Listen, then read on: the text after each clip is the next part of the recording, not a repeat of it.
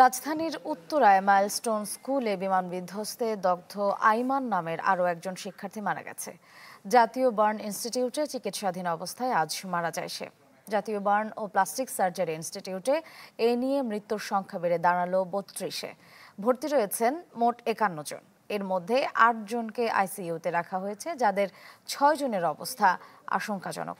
হাসপাতালটিতে দেশি বিদেশি চিকিৎসক বোর্ডের মাধ্যমে আহতদের চিকিৎসা দেওয়া হচ্ছে। সংক্রমণ রোধে নেওয়া হয়েছে কঠোর নিরাপত্তা ব্যবস্থা এবং সর্বসাধারণের প্রবেশে রয়েছে কড়াকড়ি।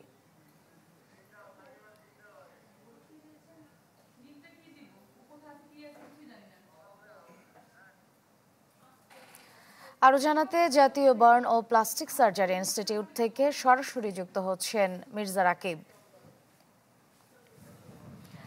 রাকিব, সেখানে এই মুহূর্তে আপনি কি পরিস্থিতি দেখতে পাচ্ছেন এবং যারা হতাহত হয়েছেন পোড়া দেহ নিয়ে তাদের আসলে কতদিন থাকতে হতে পারে হসপিটালে?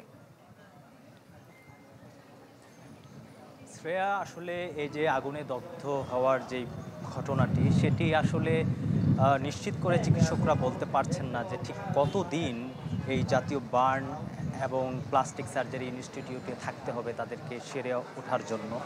তবে তারা আমাদেরকে, গণমাধ্যম কর্মীদেরকে এবং যারা আহতদের পরিবারদেরকে আশ্বস্ত করছেন যে তাদের যে চেষ্টা, সে চেষ্টার কিন্তু ত্রুটি নেই। কেননা দেশি বিদেশি যে ডিসিপ্লিনারি যে বোর্ড, সে বোর্ডের মাধ্যমে কিন্তু তারা ইতিমধ্যে আহতদেরকে চিকিৎসা দিচ্ছেন এবং সকাল থেকেই কিন্তু আইন শৃঙ্খলা রক্ষাকারী যারা বাহিনী রয়েছেন তারা কিন্তু এই জায়গাটিতে উপস্থিত হয়েছেন। বিনা প্রয়োজনে কোনো কাউকে কিন্তু এখন পর্যন্ত প্রবেশ করতে দিচ্ছেন না।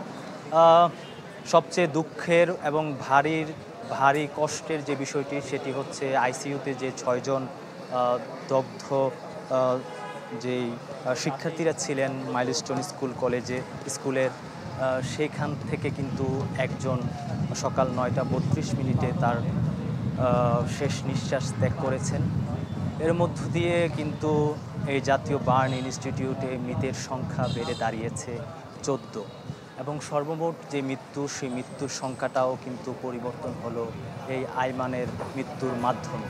অর্থাৎ টোটাল ৩২ জনের মৃত্যু এখন পর্যন্ত আমরা নিশ্চিত হতে পেরেছি। অর্থাৎ বিমান যে বিধ্বস্তের যে ঘটনা, সেই ঘটনায় যারা ইনজোর্ড হয়েছেন, আহত হয়েছেন, চিকিৎসা নিচ্ছেন, তাদের কিন্তু অবস্থা খুবই আশঙ্কাজনক। কার কখন মৃত্যু হয় সেটি কিন্তু ঠিক করে বলা যাচ্ছে না, তবে চিকিৎসার যেই উদ্যোগ সেটি কিন্তু ভালোভাবেই চলছে। এই ছিল জাতীয় বার্ন ইনস্টিটিউট থেকে আমার কাছে সর্বশেষ। শ্রেয়া, ধন্যবাদ রাকিব।